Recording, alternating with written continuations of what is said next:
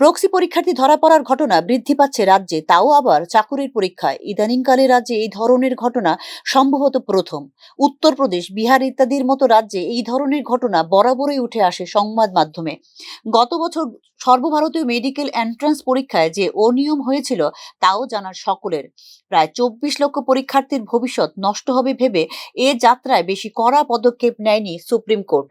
না হলে গত বছর মেডিকেল এন্ট্রান্স পরীক্ষায় যে ধরনের জালিয়াতি হয়েছে তাও ছিল নজিরবিহীন ঘটনা।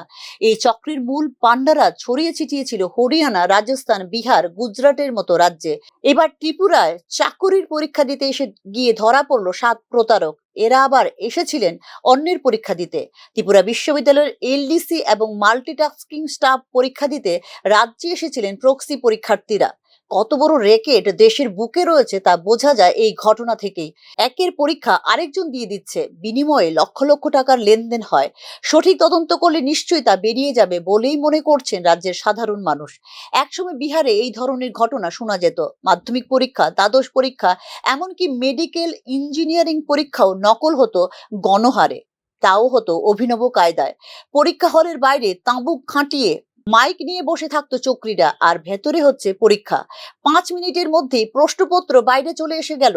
এরপর মাইক যোগে তা চক্রীদের মাধ্যমে পৌঁছে দিত পরীক্ষা হলের। এভাবেই চলতো পরীক্ষা।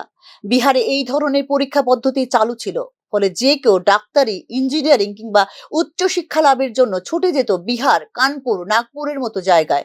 ওই সমস্ত জায়গায় এমন ব্যবস্থাও ছিল যে বাড়িতেই সার্টিফিকেট চলে আসতো পাশের। পরীক্ষাও দিতে হবে না, শুধু টাকা বিনিময় করলেই বাড়িতে এসে হাজির সার্টিফিকেট। এবার চাকুরির পরীক্ষাও চালু হয়েছে এদের রমরমা। এর মূলে কোচিং কারবারিরা রয়েছে বলে মনে করছেন তথ্যবিজ্ঞদের একাংশ। গত বছর নিট এন্ট্রান্স পরীক্ষায় যে অনিয়ম ধরা পড়েছে, এগুলোর উৎস ছিল এই কোচিং সেন্টারগুলি। রাজস্থান, হরিয়ানা, গুজরাটের মতো রাজ্যের বিভিন্ন শহরে ছড়িয়ে ছিটিয়ে থাকা কোচিং সেন্টারগুলি আদতে দুর্নীতির আঁতুর ঘর। তারাই রাজ্যে রাজ্যে কিংবা সর্বভারতীয় স্তরে পরীক্ষাগুলোর বিষয়ে পুঙ্খানুপুঙ্খভাবে পর্যবেক্ষণ করে তৈরি করে র্যাকেট। টাকার বিনিময়ে এই সমস্ত র্যাকেটরা সক্রিয় হয়ে ওঠে। ত্রিপুরা রাজ্যের ক্ষেত্রে এটি হতে পারে ব্যতিক্রমী ঘটনা। প্রতারকরা সুদূর হরিয়ানা, রাজস্থান থেকে ত্রিপুরায় এসে চাকুরির পরীক্ষায় বসেছে অন্যের হয়ে। এতে বিশাল অঙ্কের টাকার লেনদেন হয়েছে বলে নিশ্চিত তথ্যবিজ্ঞরা। কিন্তু প্রতারকদের কপাল মন্দ। ত্রিপুরার মতো রাজ্যে এসে তারা ধরা পড়ে যাবে তা হয়তো কল্পনাও করতে পারেনি তারা।